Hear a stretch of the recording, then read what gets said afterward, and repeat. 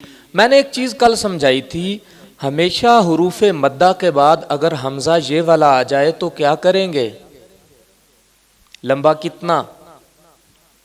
اپنی طرف سے بھی اگر چاہیں تو آپ مد لگائیں، نہیں بھی ہے تو اس پہ مد پڑھیں۔ کیوں؟ کل یہ قانون میں نے بتایا تھا کہ حروف مدہ کے بعد الف حروف مدہ ہے، اس کے بعد اگر یہ حمزہ آ جائے گا تو 5 الف کے برابر مد ہوگی۔ کوئی چیز یاد آئی ہے آپ کو؟ میں نے یہ اسی لیے نہیں لگایا تاکہ وہ آپ کے ذہن میں آئے کہ کل والا قانون یاد بھی ہے یا نہیں۔ ٹھیک ہے، میں نے چاہے نہیں لگایا، کبھی بھی عربی عبارت پڑھیں، کیونکہ ہم جب درس نظامی پڑھتے ہیں نا تو ہمیں وہ عبارتوں کے اوپر زیر زبریں نہیں لگا کے دیتے، قوانین یاد کرواتے ہیں، کیونکہ قرآن پاک کے اوپر پہلے کوئی زیر زبر نہیں تھی، یہ قوانین کے تحت لگی ہیں، ساری زیریں زبریں پیشیں جو بھی ہے سارا کچھ قانون کے ذریعے لگا ہے، لیکن وہ ذرا ایک لمبا پروسیجر ہے، مشکل چیز ہے، میں وہ تو وہاں تک تو نہیں آپ کو لے کے جانا چاہتا، لیکن یہ بہت کہہ لیں کہ آسان سی چیزیں، یہ کم از کم ضرور آپ کو ذہن نشین ہونی چاہیے۔ اگر یہ والا حمزہ آ جائے گا تو کون سی مد آئے گی پچھلے حرف پہ؟ 5 الف کے برابر، اور اگر حمزہ آ جاتا ہے اس کی بجائے یہ والا تو کتنے الف کے برابر؟ 3 الف کے برابر، یہ والی چھوٹی جو مد ہوتی ہے۔ سمجھ آ گئی بات کی؟ یہ ذہن نشین رکھ لیں، اگر یہ والا حمزہ آتا ہے تو مد کون سی ہوگی؟ 3 الف کے برابر، اور اگر یہ والا حمزہ آ جاتا ہے حروف مدہ کے بعد تو کتنے؟ 5 الف کے برابر۔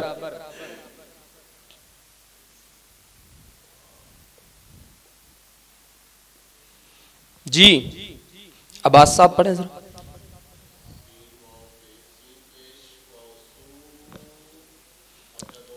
ہاں جی، اس کے ساتھ مد لازمی پڑھ لیں۔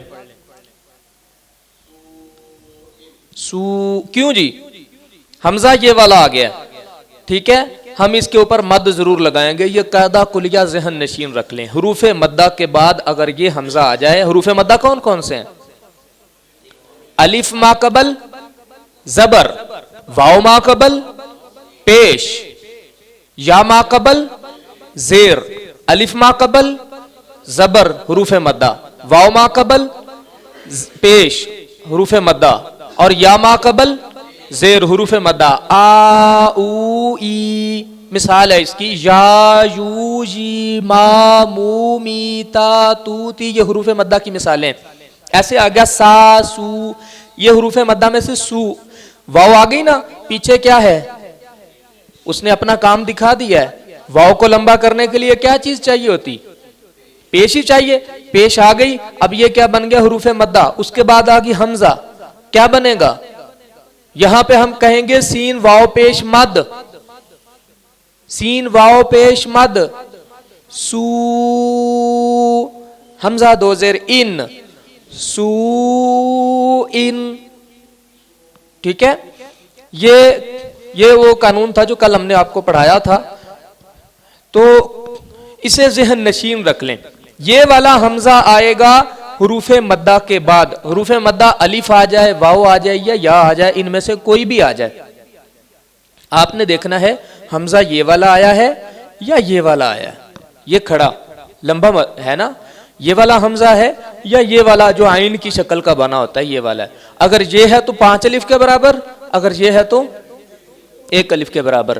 اور 2 چیزیں اور آج ذہن نشین رکھ لیں، ہمیشہ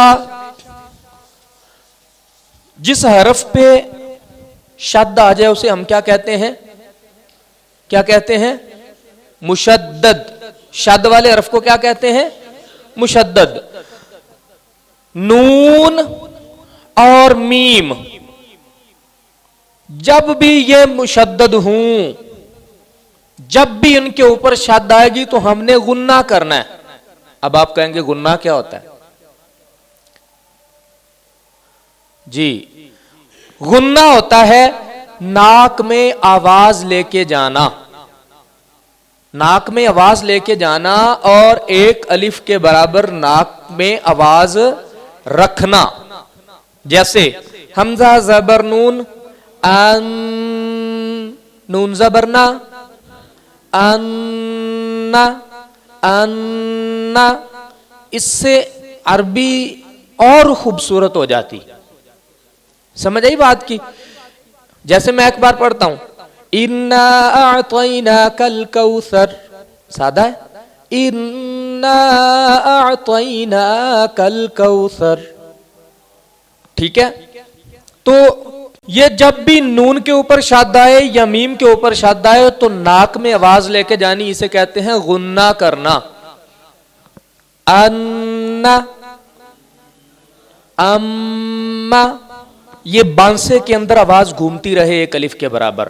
اَنَّا، بانسا سمجھتے ہیں نا، ناک کا یہ بانسا جہاں سے کی آواز پیدا ہوتی. اَنَّا، اَمَّا، اسے کیا کہا جاتا ہے؟ یہ جو ہم نے کیا ہے اسے کیا کہا جاتا ہے؟ غنہ. حروف قلقلہ کتنے ہیں؟ 5. کون کون سے؟ قطب جد، قطب جد، قطب جد. یہ قطب جد اس لیے یاد کروایا کہ یہ آپ کو بھول سکتے تھے حروف، اب نہیں بھولیں گے. قاف تا با جیم دال 5 حروف ہیں. قطب جد، یہ ذہن نشین رکھیں. اللہ تعالیٰ سمجھ ہو جاتا.